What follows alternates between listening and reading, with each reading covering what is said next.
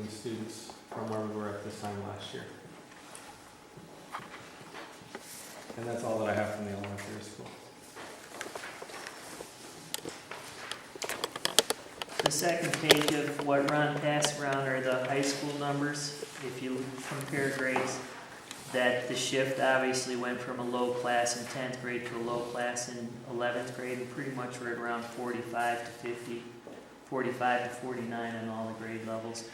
We are down 9 from last year. What reason, I don't know. There is a senior class dance this Friday. They need one more male chaperone, so if any of you would like to experience a high school dance, Stephanie Stone is the advisor. She'd love to have anyone that would like to volunteer. The mural project that was discussed at the last board meeting, Anna came in Monday and Tuesday and worked with the kids. It's set up down in room 314. The kids have been very enthusiastic. I would be more than willing to take anyone down if we get a break or at a time so you can see where the progress on the mural to this point. The Athletic Booster Club is running concessions and they're looking for workers and memberships, so if there's anyone that wants to get involved in that, that's an opportunity also to get out and, you know, see people and see things in a different light, and we'll have the popcorn machine running properly by the next time so that we don't set off the fire alarms again. The last thing though, that this actually is a serious thing, we keep talking about state mandates that are not funded, and we got this in the email today. As far as Regents exams and Regents competency exams, every year they've supplied reference tables, essay booklets, writing answer books, then there's testing manuals, administration manuals, scoring guides. It's all been mailed to us, and now we're going to get all of this through email and on the state website, and all of the costs of us administering tests is going to be out of our paper and ink and copying. So their $8 million deficiency that they have, or their gap, is just being shoved down to the school districts to handle. So that's statewide for this year. So that's another one of those unexpected costs that, you know, if we don't build some buffer in our budget, we're really in a bad spot when it gets to this point. So just wanted to pass that good news on to everybody. Thank you. What would the cost of that be to make those copies? Any ballpark figure? I have no idea. We'll let you know because we purposely cut paper this year. So, I mean, you can figure that out. we're supposed to have an administrator's manual for like every person who's going to administer a test, and they're about 30 to 40 pages each of them. So it's a lot. It's not a scoring thing. Some of the scoring things that have come for English or the essay type things can be up to 70 pages for a scoring guide, because they give examples of all the different levels of scoring and examples on how to score. So it can get, it's up there as far as paper consumption for sure. In time. I think you're right. Right. They just passed it on to us. So that starts this year, that we've already budgeted Yeah. or not budgeted for that. Yep. So that's all I have. Can you end it next time with the good news? The good news is I didn't burn down the school today when I popped the corn machine here for the popcorn. No, just smell perfect for hours. Set the fire alarms off? Yes, Twice. The fire department get popcorn? they wouldn't have wanted it. Don't worry, we figured out the mechanical problem that we had. We got around that. I was approached by Bill Reed and a group of businessmen, local businessmen, could be women, but businesses.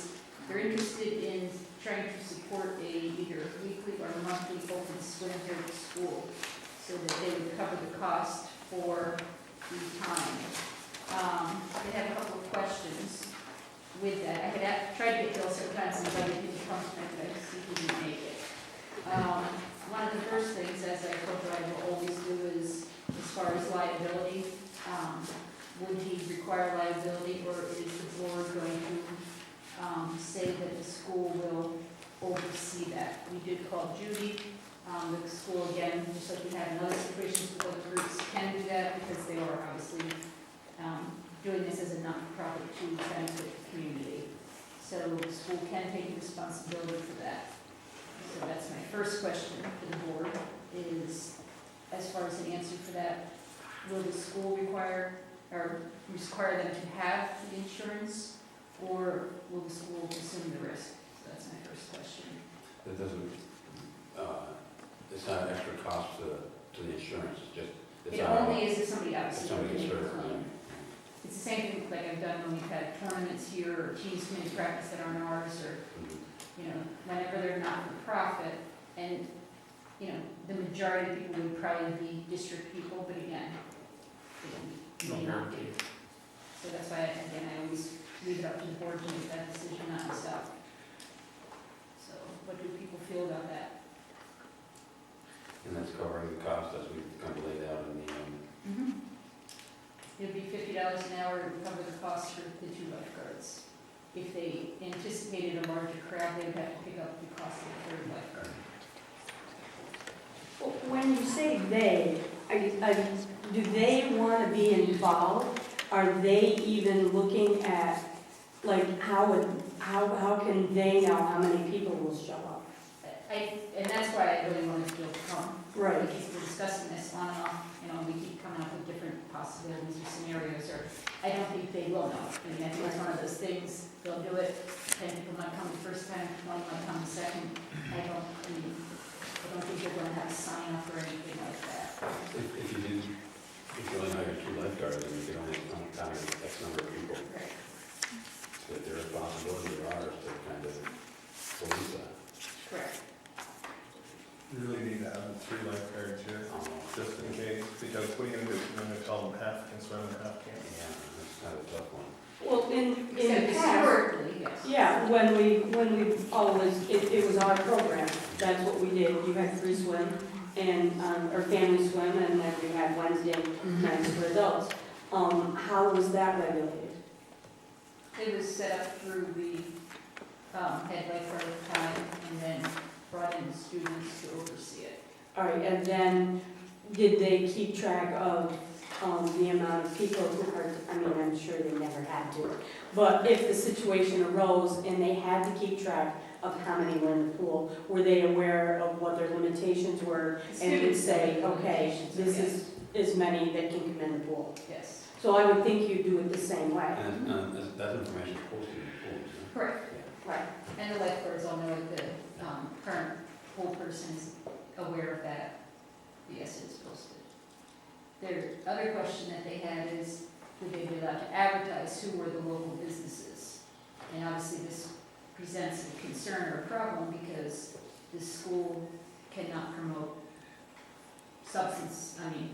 alcohol, cigarettes, and those types of things. So if one of the places was a local bar, then they would not be allowed to include their name. You may have a greenhouse and somebody doing timber and this and a bar. So we would have to set some type of boundaries. And when Bill and I were talking about that, again, I don't know who the other people are other than me, and there's a group of people interested. Again, I don't know if it's, like I said, a weekly, a monthly, or we'll see how the first one turns out. But they were interested. Well, I think it's a good opportunity. I think, although we didn't have a lot of people who came to Family Swim, I think it was nice, especially in the winter, for those people who did want to come. And if we did have concerned people in the community who felt they wanted to do a community service, I think that's great. I think we should welcome them for being, wanting to help the community, but I think we'd have to get a little more information. You're saying that nonprofit organizations, they can cover under the insurance, would that be similar to like they do for basketball games and stuff like this? When we had like the AAU come in, Right. yes. So there's probably no bigger risk. But see, AAU has their liability, so that's not necessarily true. When our booster club runs a tournament, that's a better example. It goes under the school's liability. So the risk factor is probably a little more with the pool than it is for a basketball game, or I mean, it's, who knows, right? I mean, they've had it for years and there haven't been problems. Should actually be less because there'd be less people. Well, you have better supervision. I'm just concerned about how you can figure out how many lifeguards you're gonna need before they get here. But I would say we would just go with what we used to have, and if we had to do that, start. Because the facility used to be built, there are 2 automatic lifeguards. You just start there and, Yeah. you know. I don't really think we've ever approached a time in family swim where we had too many people. I mean, it's just not that well attended. It's great that people do come, but it's not a horde of people by any means. How many people could be in the pool with 2 lifeguards, do you know? I want to say 25, but I have to look up. I'm not going to say that's right. I have to pull my guide out. Could be a number. Yes. So those are just 2 things very quickly that I thought to mention to the board that I had to think about, or if you know, how you feel about the liability. If you want to have Bill actually come himself, or if you want to give me some of your feelings, ideas, thoughts. I think you're right about the advertising aspect of it, we have to be careful. As long as you know that and be respectful of that. I can't think of any reason why we wouldn't endorse it. Would be nice to have him come home and tell us, you know, what he said or what the group is What thinking. their expectations are. I agree.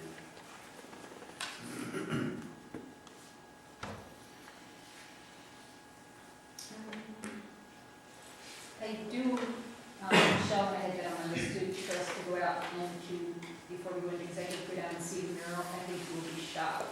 But also, if you look up on the left-hand side, once we walk out of the library, they took pictures all the way down the hall of the process from when they started with the blank palettes to where they are. So it's shocking, actually, when you walk into the room. It's really neat. Yearbook, just to let everybody know, Kathy and I met with Jostens representative Friday, and we will not be going through Jostens for this year's yearbook due to continued increased costs of the book. Most years we ended up in the red or pretty close to in the red. The yearbooks were, could have been up to as much as $70 per person last year. So, and we do have another company, we talked to Justin's about how each year there were hidden costs. It went from a quote of $10,000 to $12,000 up to $18,000. So, we do have a company, it's Entourage, they have not been up to the North Country before. They sent us a sample of their book, it is beautiful. Again, there's no guarantees that ours looks like that in the end, it just kind of gets happened with Justin's a couple of times. But it's definitely 120 colored pages, leather front, and on the outside, all silver. Everybody gets their name put on their thing for free. So that's very different than what we have had with Justin's. So we did break the contract with them. We did sit down and discuss it. They, again, said, you know, they wish that they had realized that we were having a difficult time paying for a yearbook. I think you have to say that year after year, and we have to keep trying to get more advertising, which we're not going to get in this community. There's so much advertising we can get. And they did graciously pick up a $600 expense that we said we wouldn't pay last year, but that was already, we had added about $2,100 as well. So we are going with Entourage this year, and we'll see what happens. Kathy is, at this point, going to be in charge of the yearbook again. Not by wish, but by necessity. So, she is still looking for any helpful volunteers that would like to work on yearbook with her. Is Patty going to be working with her? doing yearbook this Patty was helping minimally this time. Originally, Patty had offered, well, had signed up to do it along with another teacher who just is starting a new grade this year as a helper. And then when Patty went out for medical reasons, Kathy did step up. But anyone that has ever done yearbook, it is a horrendous task. And you frequently get left without yourself finishing the task, so it's very difficult. They don't do it, the class doesn't do it anymore, but kind of committee. Kids sign up and they just don't usually finish it out. And it seems to be frequently it's young students that do it. And then by the time you get into the junior and senior years, those are not the kids that are doing it and helping and signing up anymore. So, Sorry, can I just ask a question? Can it be community members that can volunteer to help with these kind of things, or does it have to be? you can, yes. Yep. If you contact that, you have to go through a volunteer form, but yes. So, I know we had a parent help last year. They were part of the committee. That's all I had. So when are we gonna walk down, or wait for you to go back to it? But, yeah, well, you're welcome.